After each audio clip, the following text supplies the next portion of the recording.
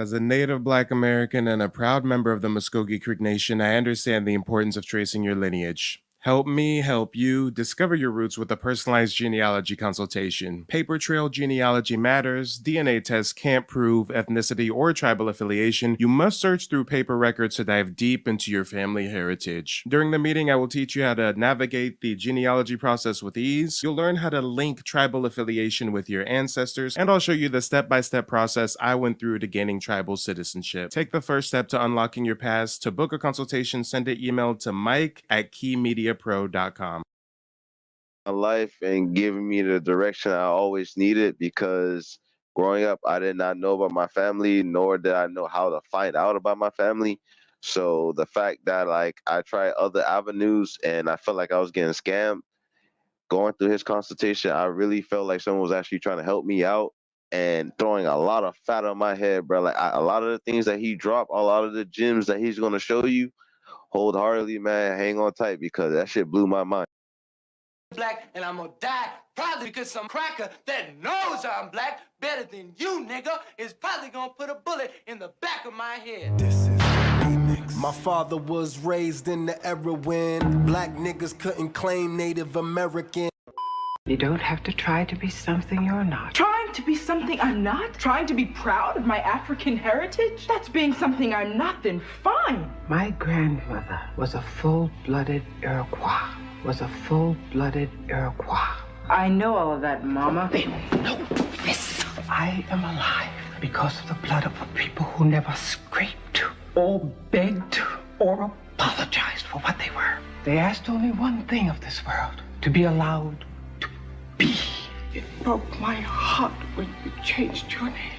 I gave you my grandmother's name, a woman who bore 9 children and educated them all.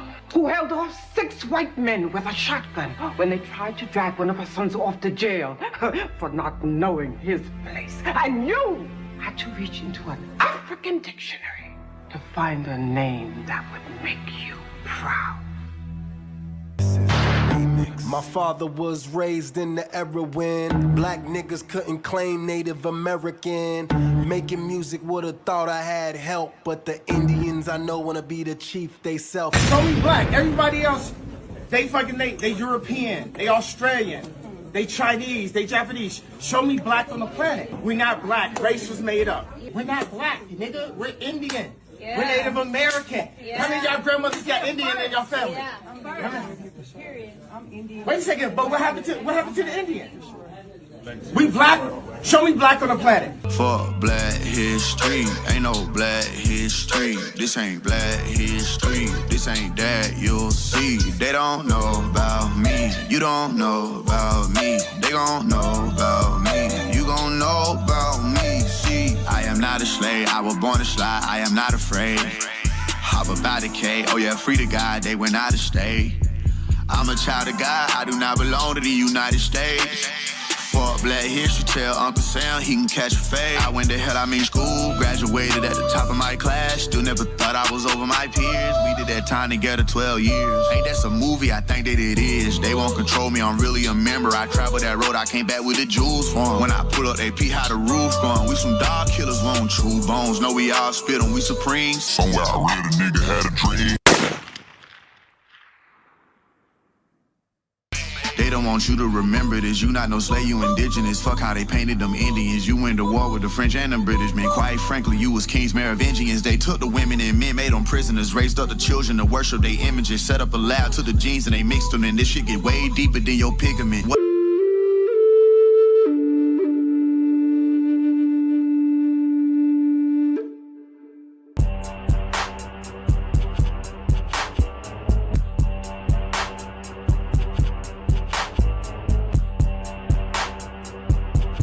Let's go. Let me get some fists and feathers in the chat if you can hear me loud, crisp, and clear, and we'll get this party started. Hit the like button on the way in, share the video if you're a new viewer, subscribe to the channel, and hit that Cash App or the PayPal if you support the broadcast. You know they got your boy demonetized and shadow banned, but it's up and it's stuck. Today we're going to be talking about how without black soldiers, the Union would have most likely lost the Civil War. I mean, black soldiers were instrumental And most people don't realize that not only did folks have to flee and rebel from the plantation, but then they joined the Union forces and went straight to the front lines, battling those that recently oppressed them. I mean, guys, this is a rich heritage. This is a rich lineage. And let's go ahead and get on into the content, shall we?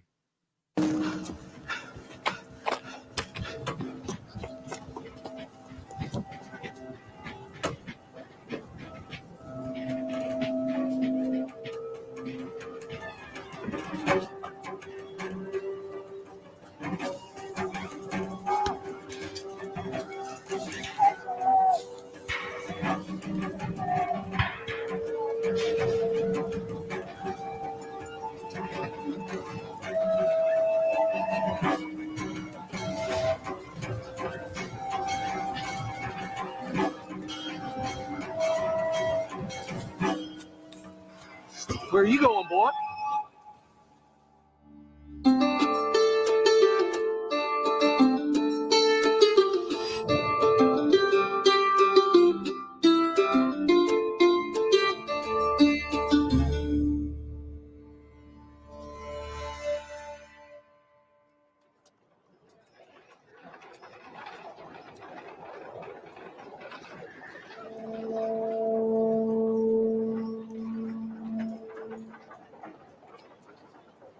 It is January 1863. Abraham Lincoln's executive order, the Emancipation Proclamation, has changed the legal status of millions of African Americans from enslaved to free. But for those held behind Confederate lines, the buying and selling of men, women, and children, like 16-year-old Wallace Turnage, continues. And let me just go ahead and cut in and remind you guys that African American is a misnomer. And post Bacon's Rebellion 1677, they started to reclassify Black Indians and lump us in the same category as African slaves. So make sure you understand the history of the paper genocide. Whenever they talk about African Americans, just mentally replace that with American Indians. Because, again, we didn't become African Americans until fucking 1988. So why are we doing a documentary about 1863 and calling these folks African Americans? The rabbit hole gets deep. Mr. Minge, thank you for making the trip. This is Wallace. You know how to drive wagon? Yes, sir. We'll get on in there. There was an old gentleman who heard I was for private sale. Thank you very much. Good day. What's the horse's name, Mr. Minge? George. He wanted the boy to wait on his family, to drive, to do general housework. He made an application for me and bought me. Does that look like a fucking African to you? That's an Indian. That's a descendant of a Black Indian that's been reclassified since 1677. That ain't no fucking African. Miss me with that. And actually, guys, this gets crazy because it doesn't reveal this until the very end, I believe. But I'm going to give you guys a spoiler alert. Everything we're hearing, everything we're witnessing, this is a visual interpretation of a real life journal that was discovered. This man, this isn't a fictional tale we're watching. His journal was discovered. He told his own story, and this is his story as told by him, not no white anthropologist. The old gentleman's name was Mr. Minge. He's in the heart of Mobile, which is garrisoned all around by a Confederate army. War is enveloping that entire region. And this kid, with his ears and eyes open, knew there was a great crisis in the air. So for enslaved people, including Turnage, they all knew about the war. Some enslaved people are in the spaces as they're hearing conversations. Some are literate and they will be reading newspapers. The access of knowledge takes on different forms, but everyone knows.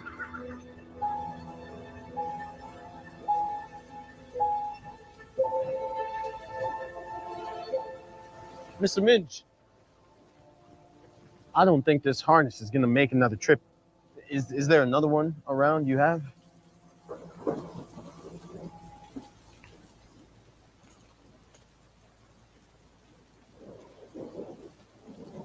There's plenty of life left in this harness, Wallace. After what I spent on you, we won't be buying anything like that anytime soon. You better mend it well. It'll come out of your hide.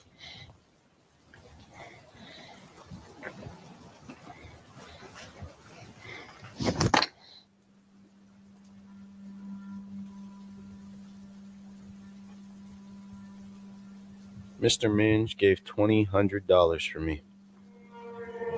I waited on his table, drove his carriage, plowed in his field. But there was one thing that Minge did not know about Wallace Turnage. He did not know that I was sold for running away. Wallace Turnage was born in Greene County, North Carolina on August 24, 1846. When he was just a child, he was separated from his mother and sold to a slave trader in Richmond, Virginia. I was carried out to Richmond and kept as an auction and office boy. His job was to prepare the slaves to go out onto the auction floor. You're fixed up. And one day he's told, you're in the auction. And boom, he's sold. I'll pay for my free papers. I just want to get home to North Carolina, sir. I don't want to hear it. Put on this coat and this hat in 10 minutes. Yes, sir. I was ushered then southward to Pickensville, Alabama. Imagine the shock. Just the beginnings of shock after shock after shock in his life. During his time on the Pickensville plantation, Turnage makes 4 unsuccessful attempts to reach the United States Army in northern Mississippi. I was a very fast runner. The dogs nor the people could catch me. After each escape attempt, he is severely beaten, but his will to return to his mother never fades. Finally, his owner had had enough. Takes him down to Mobile, sells him to a merchant in Mobile named Minge. Mobile is bracing for war and guarded like a fortress. Mobile is almost under siege at the time he arrives. The army's all around the city. The troops are in the streets every day. I was trying to go back where I came from, but Mobile was well fortified, and I could by no means get out. Come on, multiple escape attempts. Still never gave up. Still pushing forward, trying to get back to his family. But they want to give us a Roots movie every few years, trying to make it seem like we were docile, subservient people, just content with being good slaves. No! Whip us enough and we running, or we burning the plantation down. Big facts.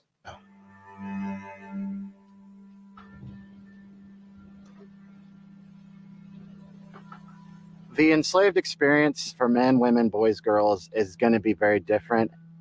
Once they've hit the teenage range, they're starting to reach what many within the institution will call their prime age. They're trying to figure out how to navigate this institution that has continued to oppress them.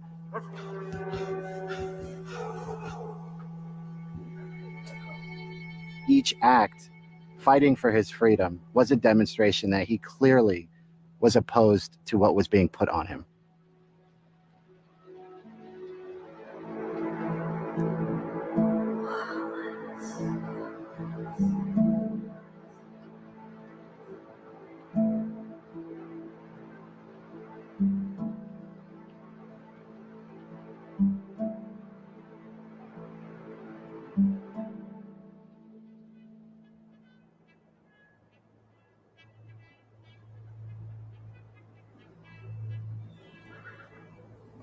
This was the August of 1864. Mobile was in quite a stir. You hear that? That's Farragut and his damn Yankee fleet. He will cut off the bay. Wallace, we need to leave promptly if you're to pick up my supplies. And shout out to Dark Star. Dark Star says, what's this movie called? This is a documentary by the American Story YouTube channel. It's called How to Escape a Confederate Fort, the Civil War Slave Who Broke Out. I'll be back after my dinner with the colonel. Wallace will return before dark with the supplies. I'll rent a horse. Step up.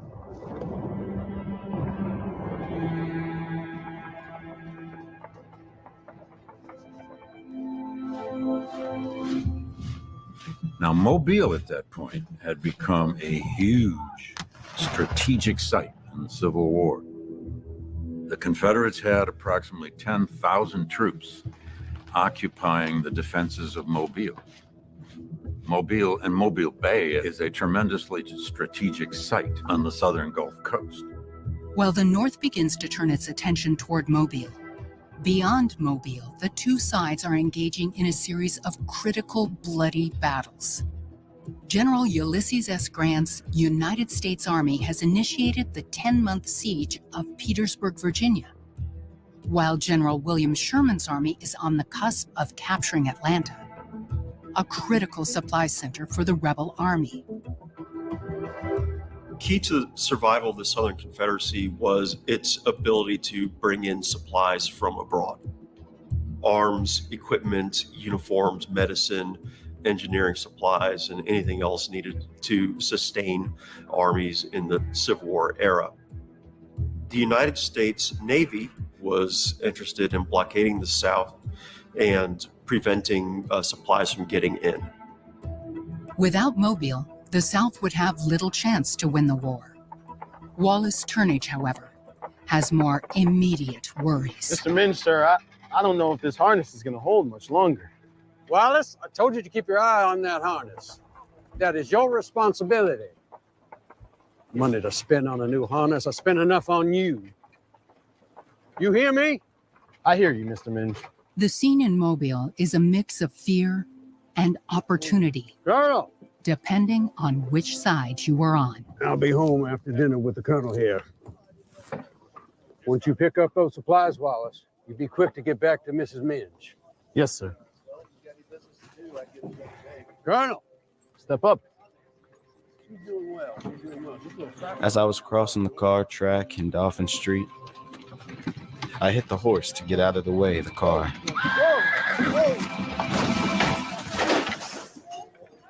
Out he went like a locomotive. God damn it, he told that cracker that harness wasn't gonna hold. Why don't the pink bellies ever want to listen, y'all? Why can't the pink bellies ever take some solid advice? I had to let the rain go.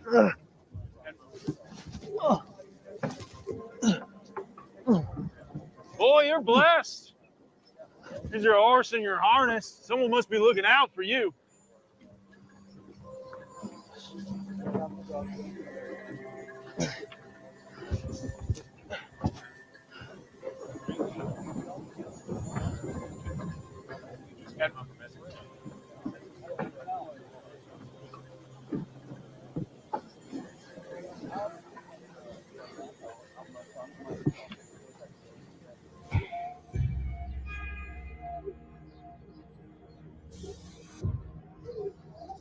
Where's the carriage? The carriage is in town, ma'am. The harness broke. Boy, he warned you about that harness. You're gonna learn to hate him. Ma'am, there isn't a man in the state of Alabama that could fix this desecrated piece of hide you call a harness. I got angry. Dare you speak to me that way? This is a first-hand account, y'all. This is a first-hand account. We wasn't no bitches, no pushovers. We ain't got no spirit of cowardness like them Africans. No, no, no. Come on, Lincoln may have did an Emancipation Proclamation executive order, but we had to flee and get to the Union territory. We had to make our way from behind enemy lines to a safe haven. Ain't nobody coming to rescue us. And then we had to turn around and win the war for them motherfuckers up north. Spoke very short to her. Get in that cellar! When Mr. Minge gets home, he's gonna teach you some manners. That is a certainty. Now, this was counted the height of impertinence of a slave in the South.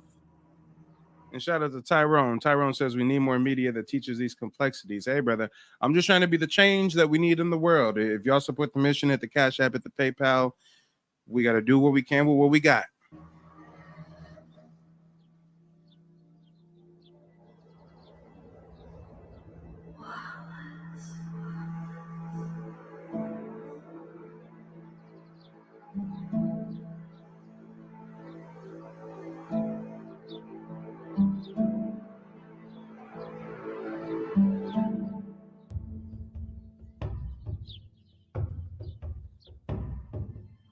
Then I came out of the cellar and bid them all goodbye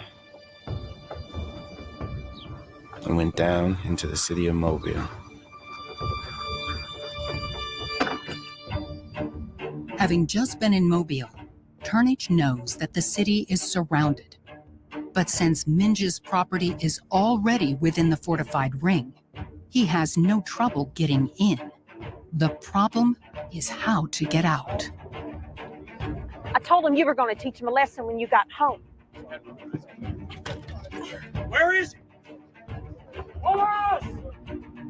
Wallace!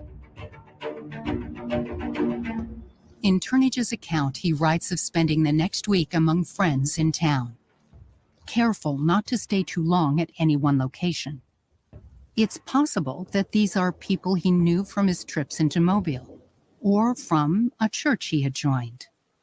Are you sure he's in here? The boys said they'd seen him come in last night. All right, there he is. There he is. Oh, where'd you come from? Who do you belong to, boy? Oh.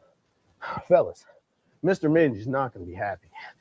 I've been told to wait out the storm here to get his supplies. Oh, don't be lying to us, boy. Mr. Minge is offering good money for you, boy. Come on, let's go. Get him out of here.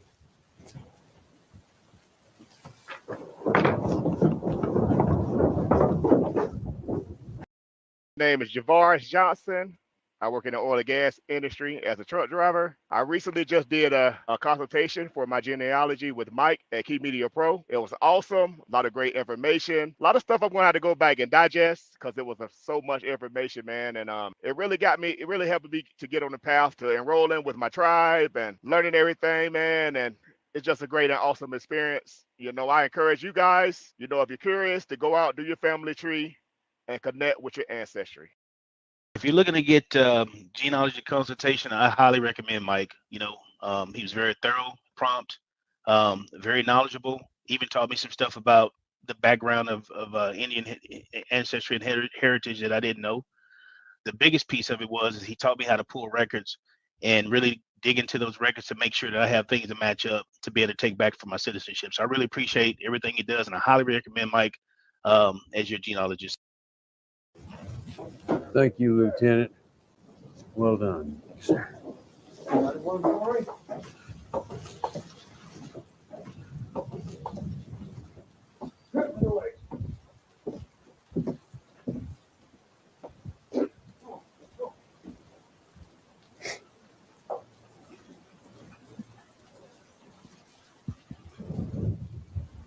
Hurry that up. Come on.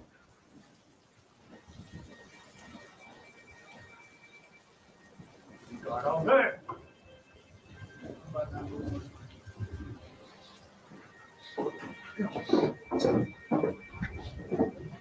Hands up. Come on.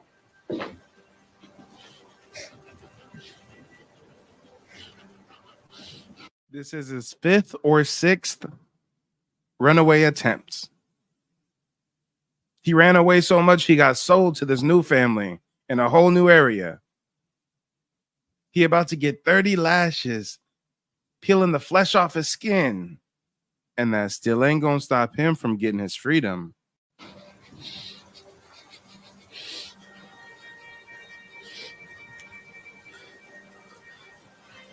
So they tied the rope around my legs and arms.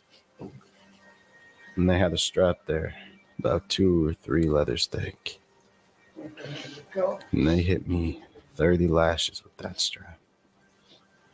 Every lick took the skin off.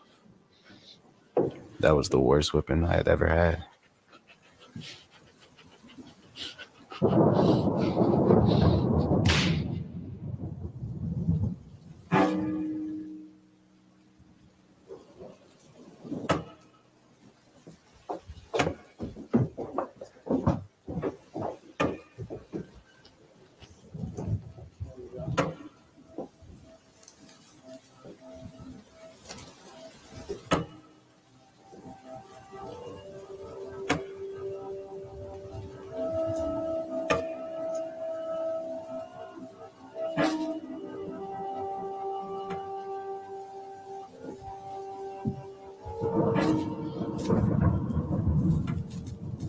You will understand me, Wallace.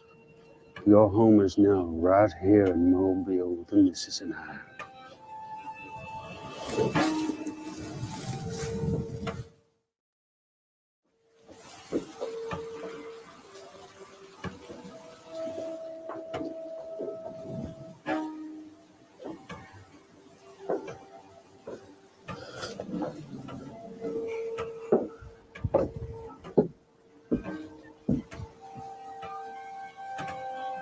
God only knows what his back and his body must have looked like. He's in pain. He's desperate. But he simply walks out of town. Slaveholders have this strange logic that enslaved people are content in slavery, that they want to remain in slavery, that they see the benefit of slavery to themselves, and they appreciate the work that their masters are doing for them. Minge, like the owners before him, clearly underestimates Wallace Turnage. Okay.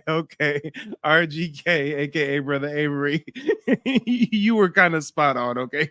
He does multiple times just kind of casually stroll out of slavery, okay? I mean, in a minute, he's going to have to travel days through the swamps and stuff, but brother was smooth with it. Brother was slick with it. He took his 30 lashings, walked out, looked around, said, okay, I'm going to go that way. I'm going to go that way. The only home he intends to return to is back in North Carolina.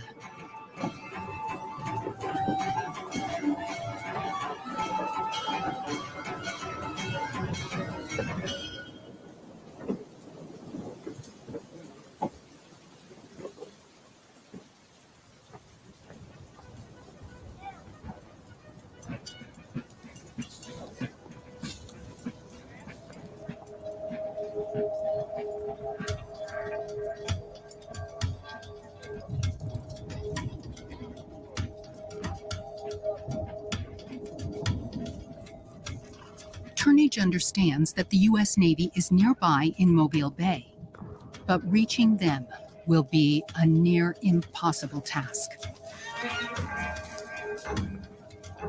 After getting outside Mobile, he'll need to walk more than 20 miles through a remote wilderness and then hope to make contact with United States troops near Dauphin Island. Since the Emancipation Proclamation, enslaved people knew that they could often find a safe haven within a U.S. military camp. They might even find an opportunity to join the fight. But for Turnage to have a chance at reaching a U.S. military base, he'll first need to slip through Mobile's fortified ring.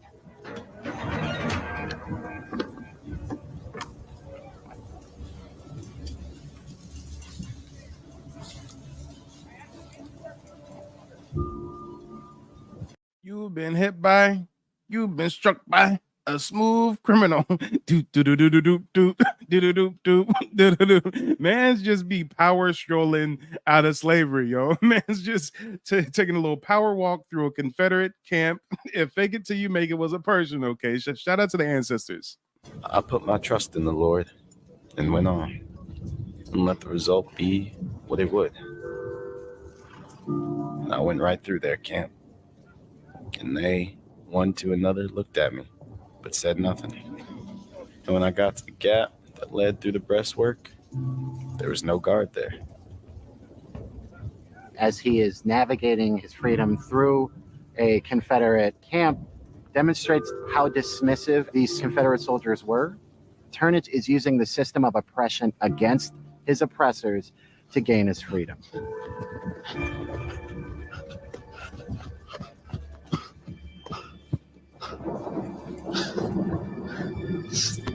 Well, where are you going, boy?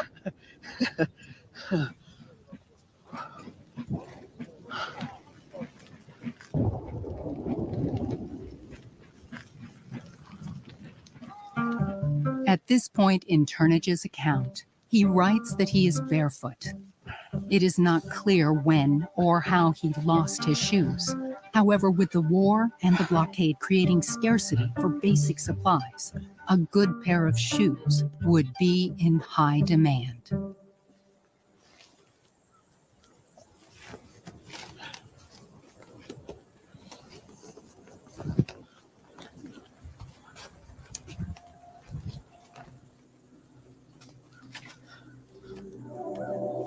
Passing through the Confederate camp is just the start of Wallace Turnage's ordeal. He still has some 20 miles between him and his goal. Now he's literally walking into an area of rivers, swamps, a terrain that nobody should ever try to walk through. He has nothing with him. I've never seen so many snakes in my life, before or since. I walked over water and wanted it, but I could not drink it on account of so many snakes. I went 4 days without anything to eat but a few grapes off of a grapevine I found in the woods. For days, Turnage slogs through Alabama's coastal forest. There's no one around him, but he's not completely alone.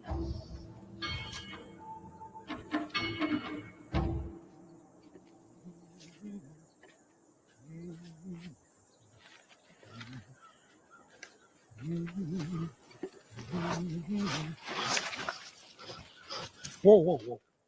Wait a minute. Hold on, boy. I'm not going to hurt you. Hold it right there. Are you hungry? You just wait right there, okay? Wait right there now. Don't move. The encounter is a reminder that there are others sharing this wilderness with him. The risk for Black people, free or enslaved, was everything, ultimately their lives. And it's really important to realize that there was a larger commitment to support and protect the freedom of all Black people. I think I'm gonna keep this one here for myself. Boy, you're tearing everything up. Slow down. You're gonna make yourself sick now. See, you can't just go right through it like that. Take it easy now. Oh, I told you.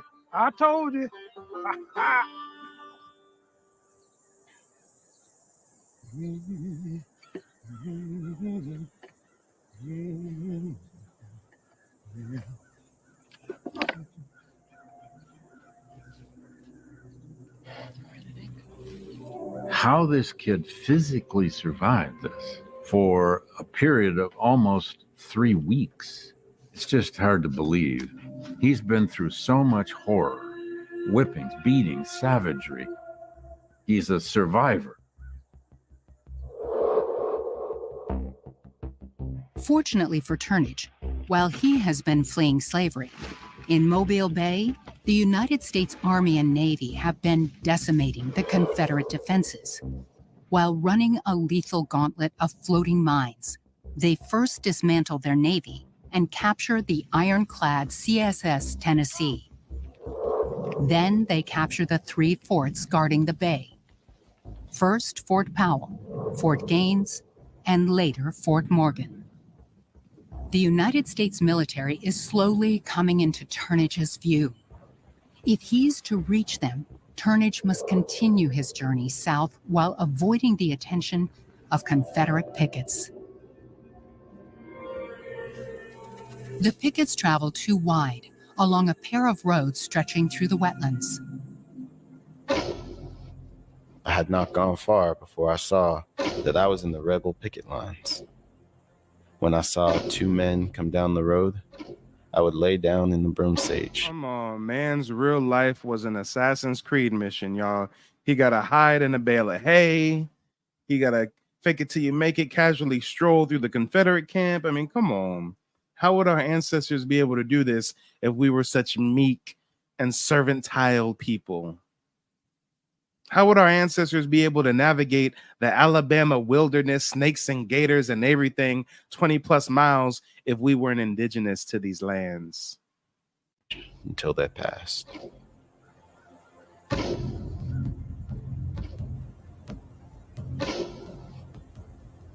Turnage's path slowly winds southward until eventually he's within sight of a U.S. military encampment. He finally gets out to the tip of the mainland, it's a place called Cedar Point. And then he spends another series of days playing cat and mouse games with some Confederate lookouts.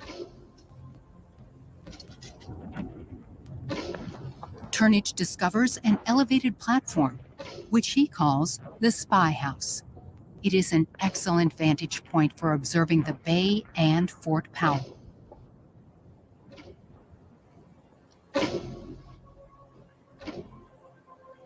Come on.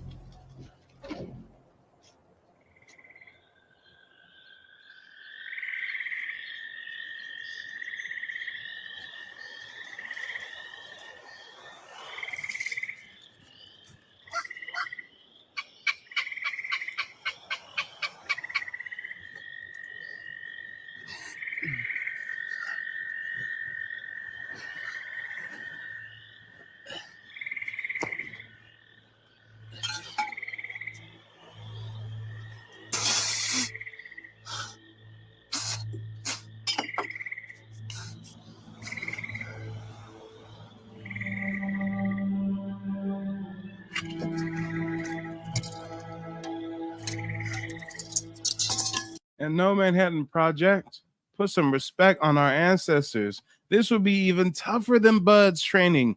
Bud's training, they still getting fed. They still getting their nutrition. They still giving them little breaks here and there. They ain't actually under threat of capture or death or murder. I mean, our ancestors went through Navy SEAL training times 10.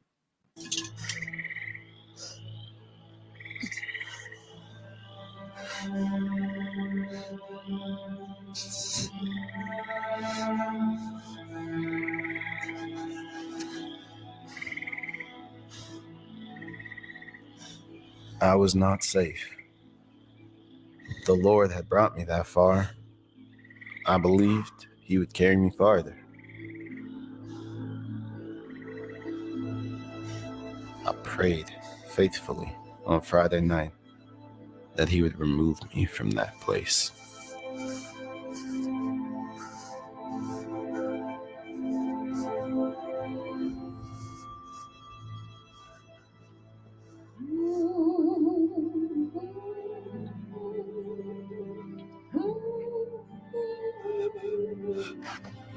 This little piggy had none, and this little piggy cried, wee, wee, wee, all the way home.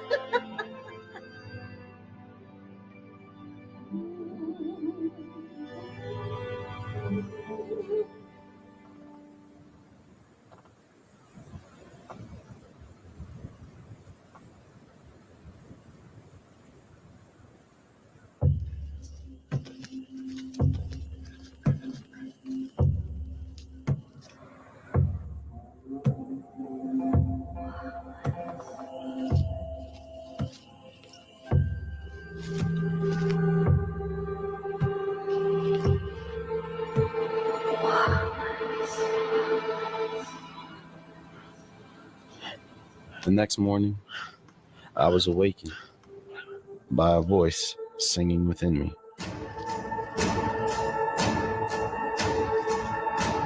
Come on, the ancestors be with us, y'all. He said in the morning he was awoken by a voice that was singing within him.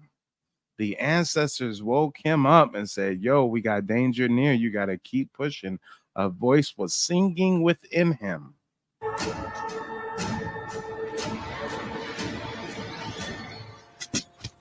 You leave the cork out of my whiskey? It wasn't me. Looks like the same footprints from the shore. Well, go find him. Go. I got up and came down out of the spy house.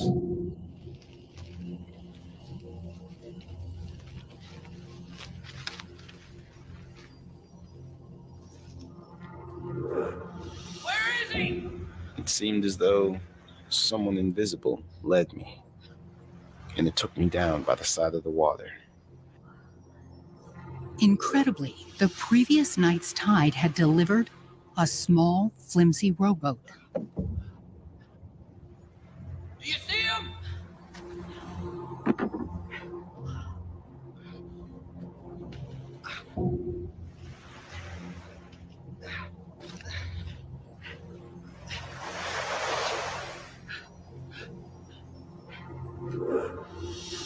I got in the little boat, and it held me.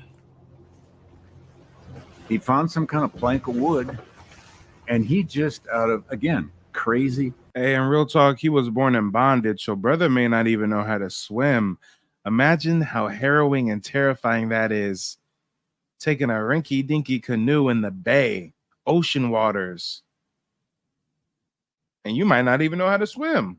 God damn, our ancestors been through so much and still came out victorious on the other side. So you wonder why we can't help but shine, right? Desperate bravery. Started rowing out in the Mobile Bay.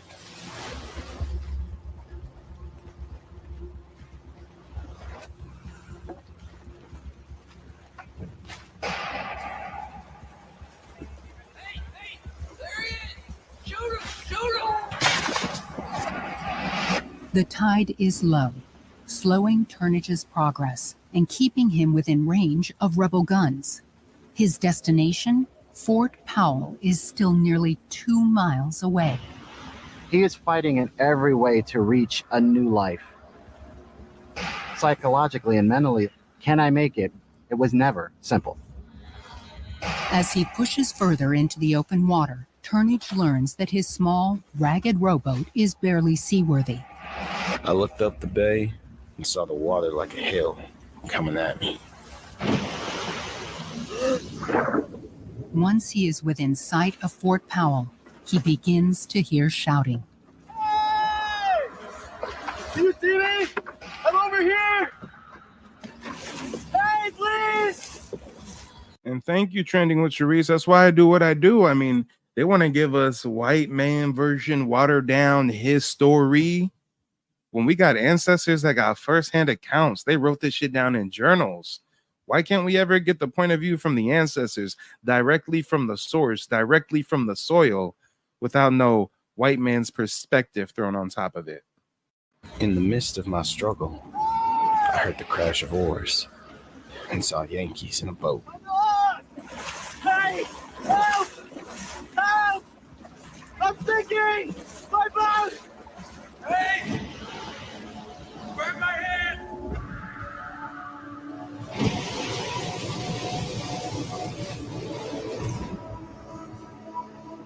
My boat turned bottom upward just as soon as I had vacated it, and they were struck with silence. Those Union Navy men just looked at him in silence, as if to say, "Oh my God, how did you get here?" Mike TV. This was a really good consultation. If you're curious about your Native American history, this brother knows what he's talking about. He has a wealth of knowledge, wealth of information, and his prices is legit. So book a consultation, go through the process, and see what comes out on the other side. I think it was very informative, very educational, very knowledgeable, because you touched on some things that I was aware of, but I wasn't aware in detail. So it kind of gives like an insight to some of the things that are going on today from history. So I think it's very important to learn your genealogy. And I thank you for the information. You're showing us how to navigate through the system. It's worth 75 or maybe a little bit more to me. And how could you do this?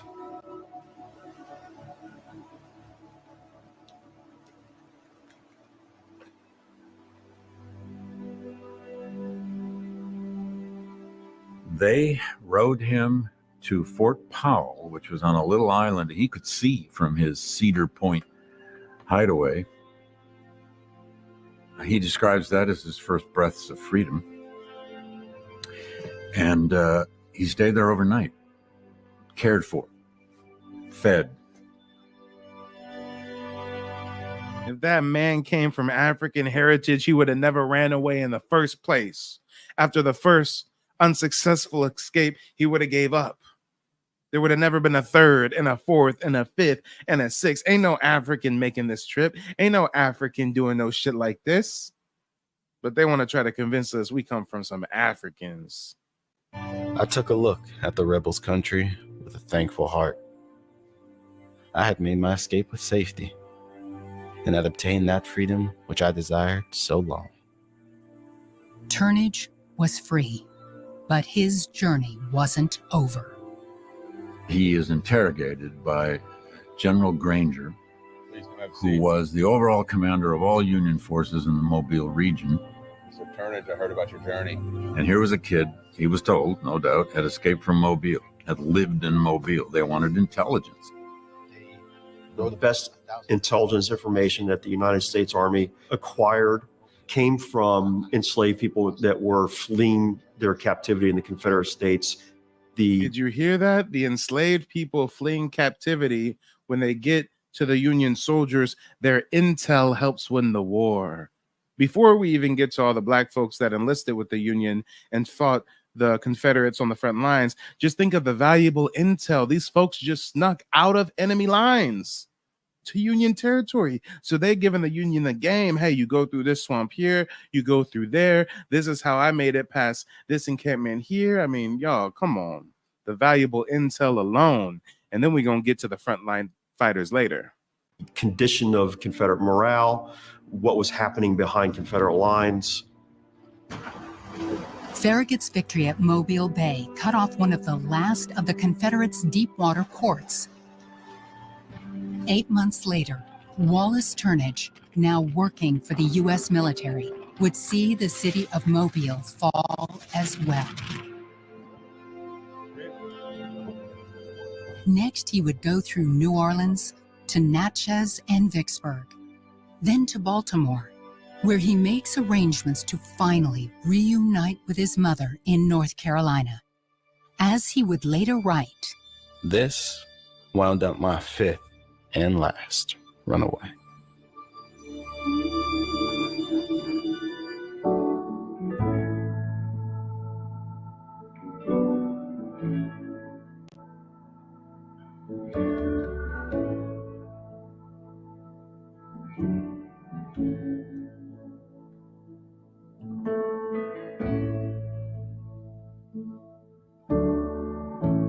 When you look at Turnage's journal, one of the first things that comes to mind is how close it came to being lost. It was almost a happy accident that it came into the possession of his daughter's friend, and then she had the foresight and recognized the value of the journal and gave it to the Historical Society.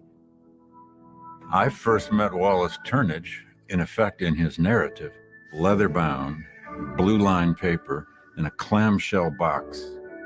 It was simply extraordinary. I could hardly believe it. Turnage's story and the fact that he himself wrote it down is extremely important because it's not being limited through someone else's lens. It's not being skewed in any way through a racialized interpretation. It is him telling it how he felt it, what this escape meant to him. Come on, y'all. We come from a proud people. We come from survivors. We come from high achievers. And when this broadcast ends, don't go anywhere. There's going to be a 10-second countdown, and then the next one is going to begin.